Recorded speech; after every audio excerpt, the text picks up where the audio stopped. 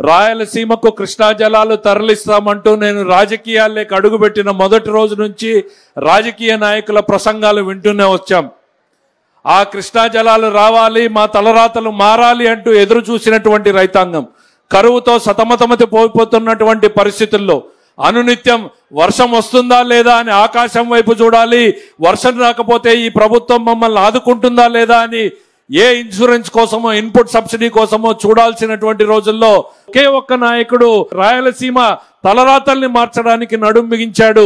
ఆనాడు నందమూరి తారక రామారావు గారు హంద్రీనీవా కాలువని ప్రారంభిస్తే చంద్రబాబు నాయుడు గారు 95లో ఉరవకొండలో శంకుస్థాపన చేసి కాలువ పనులని ప్రారంభిస్తే ఆయన చేతుల మీదుగానే మళ్ళీ ఈ రోజు వెడల్పు చేసుకునేటువంటి కార్యక్రమాలను చేస్తున్నాం అనేటువంటిది గుర్తు చేస్తా ఉన్నా. మన పెద్దలు మన తరం ముందు తరంలో చూశారు, పాలెగాళ్ల రాజ్యం గురించి విన్నాం. కరువుతో అల్లాడిపోతూ ఉన్నా కప్పం గట్టమని రైతుల పంటల్ని బలవంతంగా దోచుకుపోయినటువంటి రాజ్యం చేసినటువంటి నాయకులే, ముఠా నాయకులే పాలెగాళ్లు. ఈ రోజుకి మనం అంటారు నువ్వేమైనా పాలెగాడా అని. వాళ్ళు పదల్ని పేదరికంలోనే పెట్టాలి, తాము పెత్తందారులుగా జరపాలి అన్నటువంటి ఒక రాజకీయ ఆలోచనతో నడిపినటువంటి వాళ్లే పాలెగాళ్లు.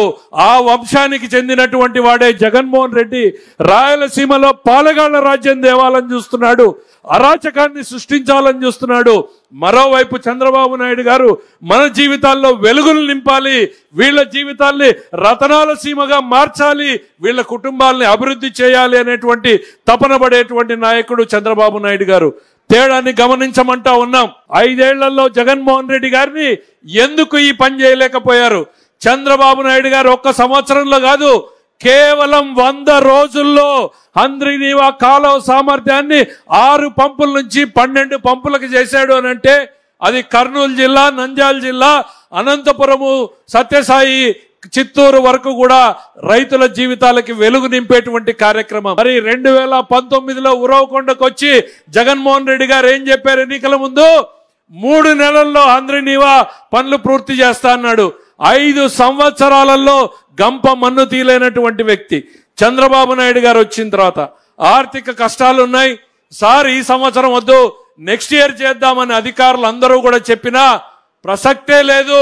రాయలసీమ జీవితాలు, ప్రజల నమ్మకాన్ని మనం వాళ్ళకొక కల్పించాం, కృష్ణా జలాల్ని తరలిస్తామని మీరు పనులు ప్రారంభించండి, డబ్బులు ఎట్లా దేవాలో నేను చూసుకుంటానని చెప్పినటువంటి మహానుభావుడు చంద్రబాబు నాయుడు. ప్రజల్ని కంపేర్ చేసుకోమంటున్నా, ఏ ఒక్కటైనా సరే రాయలసీమ గడ్డ మీద నుంచే నేను ఇవాళ జగన్మోహన్ రెడ్డిని అడుగుతున్నా, ఈ రాయలసీమకు నువ్వేం చేశావు? కడప ఫ్యాక్టరీ తెచ్చావా? హంద్రీనీవాని వెడల్పు చేసావా? మేం చెప్పగలుగుతున్నాం. కియా ఫ్యాక్టరీని తీసుకొచ్చాం, ఇవాళ హార్టికల్చర్ హబ్ గా చేస్తున్నాం, డ్రిప్ ఇస్తున్నాం, స్ప్రింక్లర్ ఇస్తున్నాం. రాయలసీమలో ప్రతి ప్రాజెక్టుని కూడా పెట్టుబడులు పెట్టి ఖర్చు పెట్టి ప్రారంభించే రకంగా ఇవాళ చంద్రబాబు నాయుడు గారి పాలన జరుగుతూ ఉంది. జగన్మోహన్ రెడ్డి గారిని ఇదే హంద్రీనీవా వేదిక మీద నుంచి అడుగుతున్నా, మీరు గాని మీ రాయలసీమలో ఉన్న నాయకులు గాని హంద్రీనీవా మీద, కాలువ గట్టు మీద చర్చకు సిద్ధమా అని నేను అడుగుతా ఉన్నా. ఏం మొహం పెట్టుకుని మళ్ళీ మాట్లాడతారు? ఇక్కడితో అయిపోలేదని చంద్రబాబు నాయుడు గారు నిన్న 2 రోజులు ఢిల్లీ, ఇవాళ కర్నూలు, నంద్యాల, రేపు తిరుపతి. ఎందుకు ఈ తపన, ఈ ఆరాటం?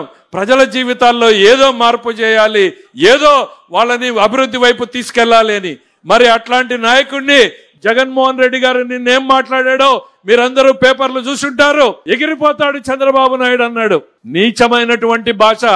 జగన్మోహన్ రెడ్డి విను, ఎగిరిపోయేది చంద్రబాబు నాయుడు కాదు, ఎదిగిపోయేవాడు చంద్రబాబు నాయుడు అనేటువంటిది ఈ సందర్భంగా గుర్తు చేస్తున్నా.